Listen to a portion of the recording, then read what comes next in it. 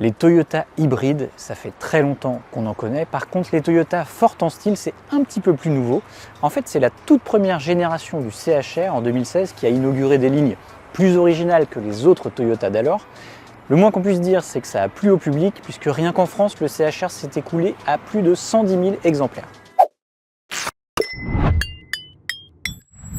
Aujourd'hui, le CHR présente sa deuxième génération et comme vous vous en doutez, il présente des lignes encore plus spectaculaires que celui de la première. Et c'est d'ailleurs la première des 5 choses à savoir sur cette nouvelle génération.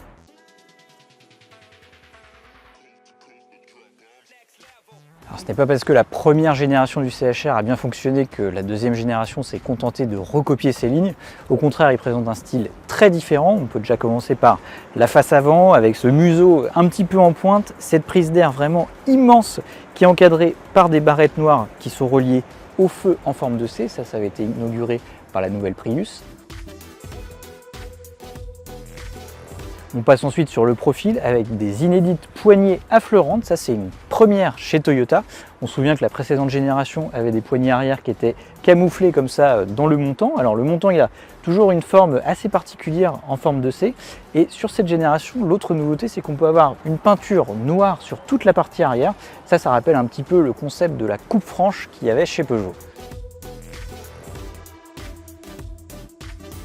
À l'arrière, enfin, on trouve des feux très horizontaux qui se rejoignent même autour de ce nouveau logo Toyota CHR lumineux. Et on retrouve enfin une lunette arrière encore plus inclinée que celle de la précédente génération. Alors, comme vous vous en doutez, ça ne va pas améliorer vraiment le volume de coffre.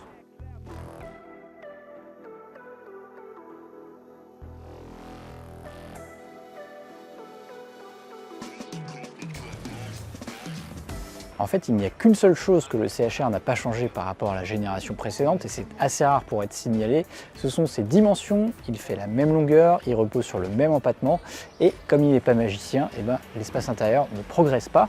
Ça se vérifie déjà au niveau du coffre. Le volume est de 388 litres, c'est à peine mieux que la génération précédente. Il descend même à 310 litres sur la nouvelle version hybride rechargeable dont on va parler dans le chapitre suivant. Côté modularité, il n'y a pas de progrès non plus. On n'a toujours pas de plancher amovible qui pourrait soit former un espace plat quand les sièges sont rabattus, soit créer un rangement pour la plage arrière par exemple. Le design assez particulier de la voiture ne facilite pas non plus l'accès à l'arrière. Alors déjà, quand on ouvre la voiture, on a une partie quand même assez saillante, ça peut surprendre au début. L'ouverture n'est pas immense quand on a besoin de mettre un enfant dans son siège, ça ne va pas être hyper pratique. Et puis surtout, comme on le disait sur le design, on a ce montant là qui est très incliné et qui limite l'accès à l'intérieur. Il va falloir vraiment bien baisser la tête pour s'installer sur la banquette. C'est dommage parce qu'en soi, l'espace n'est pas si compté. On a assez de place pour loger ses jambes sous le siège avant. Par contre, encore une fois, c'est vraiment le sentiment d'enfermement qui domine ici. Ça, c'est à cause des toutes petites surfaces vitrées. Alors, c'est un défaut qu'on peut atténuer un peu en cochant la nouvelle option toit panoramique fixe, qui est facturé 800 €. Ce toit panoramique, comme chez Tesla, il n'a pas de vélum d'occultation. C'est le teintage du verre qui se charge de protéger des UV d'après Toyota.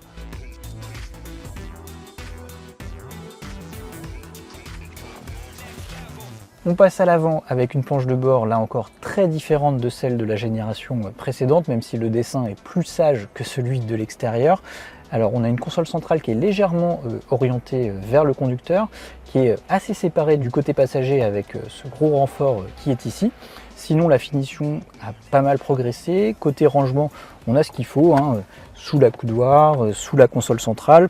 Les bacs de porte ne sont pas immenses, mais il y a de quoi quand même loger une grande bouteille d'eau. Côté ergonomie, on apprécie la conservation de commandes physiques pour notamment piloter la ventilation. On a aussi l'arrivée d'un nouvel écran central tactile, ça c'est comme dans toutes les voitures modernes, il fait 12,3 pouces de diagonale. Il est plutôt intuitif, les designs sont modernes.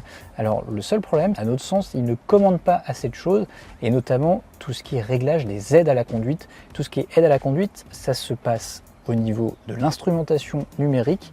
Il faut faire déjà un appui long, il faut ensuite descendre avec le petit bouton jusqu'aux paramètres. Et ensuite, pour modifier les paramètres, il faut ensuite refaire des appuis longs ou descendre avec la flèche du bas.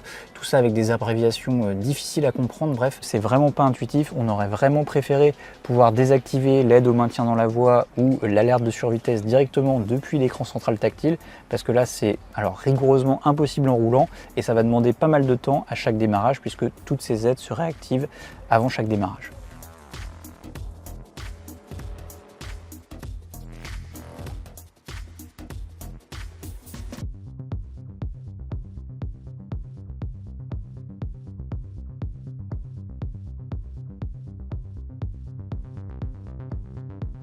Comme l'ancien CHR, le nouveau laisse le choix entre deux motorisations full hybride, une 1,8 litre de 140 chevaux cumulés, une 2 litres de 196 chevaux cumulés, c'est un petit peu plus que la génération précédente. C'est une petite évolution qui a été permise par l'arrivée d'un nouveau moteur électrique un petit peu plus puissant, d'une batterie plus compacte, mieux refroidie, de capacité légèrement supérieure elle aussi. Mais la grande nouveauté, c'est l'arrivée d'une version à 4 roues motrices sur la version 2 litres. Ça, c'est grâce à l'arrivée d'un petit moteur électrique qui entraîne directement l'essieu arrière à basse vitesse. Et enfin, on note l'arrivée d'une version hybride rechargeable. Alors ça, c'est une version qui récupère la chaîne de traction de la dernière Toyota Prius. C'est un 2 litres de 223 chevaux cumulés qui autorise 66 km en mode 100% électrique. C'est d'ailleurs la distance qu'on avait réussi à parcourir lors d'un tout premier essai d'un modèle de pré-série du nouveau CHR, sur un parcours certes très favorable. Pour ce nouvel essai, on a plutôt retenu la version full hybride 1,8 litre de 140 chevaux, qui est la moins chère, qui sera aussi la plus vendue, puisqu'elle va représenter environ 40% des ventes à l'échelle européenne.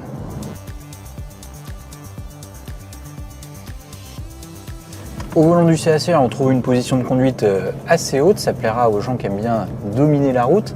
C'est une position qui est assez agréable en ville et c'est d'ailleurs pas la seule chose agréable en ville au volant du CHR.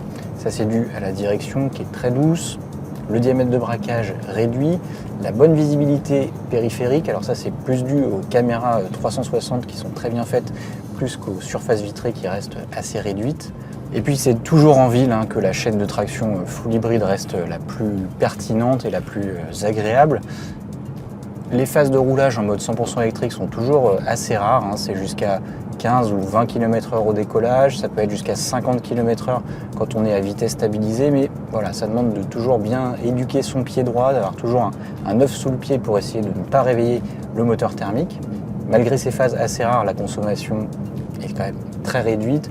Là, quand on roule en ville, il est très rare de dépasser les 5 litres au 100. Ça, c'est le premier avantage. Le second, c'est la grande douceur de conduite. On n'a pas d'à-coups lors des transitions entre les phases électriques et thermiques. On n'a aucune vibration. Puis on a bien sûr un beau silence de marche quand on évolue en électrique. L'insonorisation du moteur a d'ailleurs progressé sur cette génération, ce qui n'est pas plus mal parce que sur la route, on retrouve le même comportement que l'ancienne génération, malgré les petites évolutions de la chaîne de traction. C'est-à-dire que dès qu'on accélère, il y a le moteur qui a toujours tendance à s'emballer. Ça, c'est dû à la boîte à train épicycloïdale qui donne toujours l'impression de patiner quand on accélère. Là encore, ça demande de bien éduquer son pied droit pour toujours essayer d'accélérer progressivement pour pas trop emballer la mécanique. Le problème, c'est que des fois, on est bien obligé d'accélérer quand on roule chargé, quand on roule en côte. Si c'est l'usage principal de la voiture, on vous conseille plutôt de passer sur le moteur 2 litres. Alors, il a le même comportement, la boîte n'est pas différente. En revanche, comme il a des meilleures relances, on a besoin d'accélérer moins longtemps pour dépasser ou pour s'insérer sur voie rapide. Alors sur voie rapide, justement, on ne va pas pouvoir vous parler ni de l'insonorisation, ni de la consommation du CHR à 130 km/h, tout simplement parce qu'on essaye ce CHR sur l'île espagnole d'Ibiza, et sur cette île, il n'y a pas d'autoroute, donc on a fait uniquement de la route secondaire sans dépasser 80-90. C'est un petit peu pareil au chapitre du confort, qui nous a semblé bon, mais on n'a pas vraiment roulé sur des routes très bosselées, donc ça fait aussi partie des points qu'il faudra vérifier lors d'un essai plus poussé sur nos bases habituelles.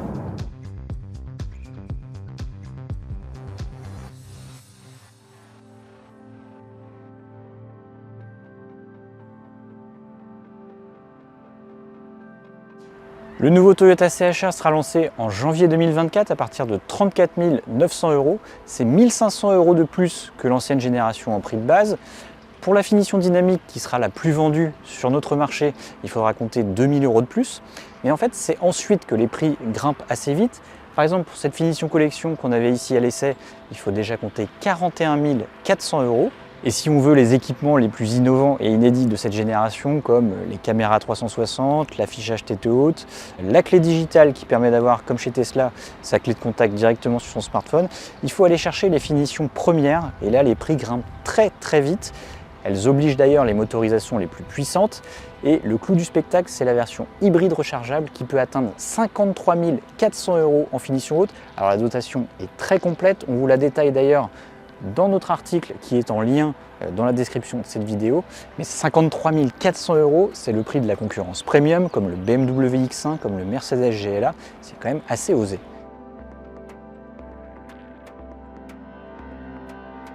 Ce nouveau Toyota CHR, il progresse légèrement en matière de présentation, en matière d'équipement, en matière d'insonorisation. Par contre, il stagne un petit peu plus en matière d'espace intérieur ou de sensation de conduite, ce qui est logique puisqu'il repose sur la même plateforme que l'ancien. En fait, l'évolution la plus flagrante, c'était en termes de style, ce qui n'est pas forcément un problème puisque le premier critère d'achat d'une voiture, ce n'est ni son prix, ni son volume de coffre, ni sa consommation, non, c'est bien le style. Et sur ce point, le CHR a mis toutes les chances de son côté. On arrive à la fin de cet essai, c'est l'heure de vous donner rendez-vous sur notre site largus.fr ou sur nos réseaux sociaux pour retrouver de nouveaux essais et comparatifs, notamment avec le Toyota CHR. À bientôt!